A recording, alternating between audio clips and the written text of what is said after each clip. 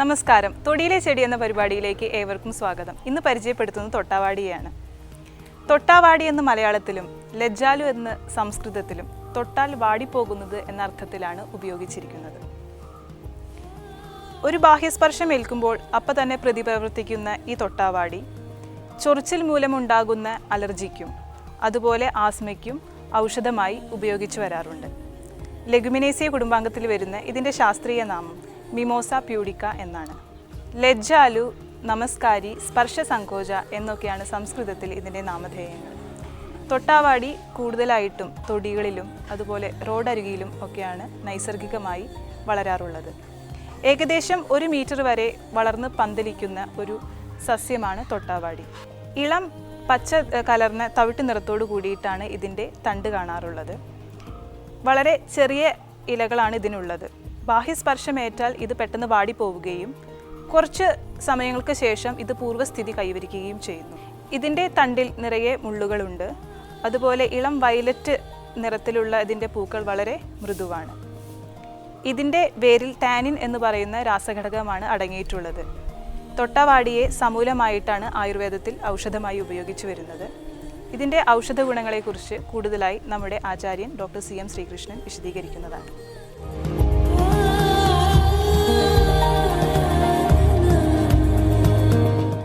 തൊട്ടാർവാടി അല്ലെങ്കിൽ തൊട്ടാവാടി, തൊട്ടാൽ അപ്പം വാടുന്നത്. നമ്മൾ പറഞ്ഞു അവളൊരു തൊട്ടാർവാടിയാണെന്നൊക്കെ പറഞ്ഞ് കളിയാക്കാറുണ്ട്.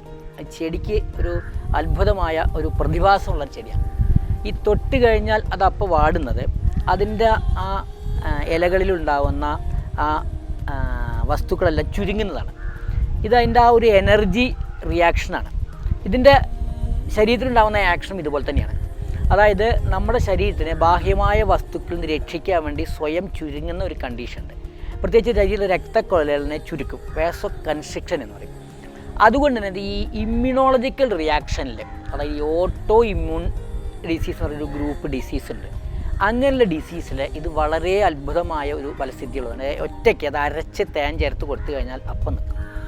അതുപോലെ തന്നെ ഈ തൊട്ടാവാടിയുടെ ഒരു ഉപയോഗം ഈ കാലിൻ്റെ മുകളിൽ നിന്നൊക്കെ ഈ ചൊറിഞ്ഞിട്ട് രക്തം പോകുന്ന കണ്ടീഷനിൽ ഇത് അരച്ച് തേച്ച് കഴിഞ്ഞാൽ അപ്പം നിൽക്കും.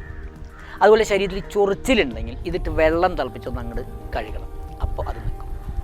പിന്നെ ഇത് ഈ കാസശ്വാസത്തിനും കൊടുക്കും. ഇത് കഷായം വെച്ചിട്ട് കൊടുത്തു കഴിഞ്ഞാൽ കാസശ്വാസത്തിന് ശമനം ഉണ്ടാക്കുന്നതാണ്. പിന്നെ ഈ തൊട്ടാവാടി ഈ പ്രമേഹത്തിനൊരു അഗ്രൗഷധമാണ്.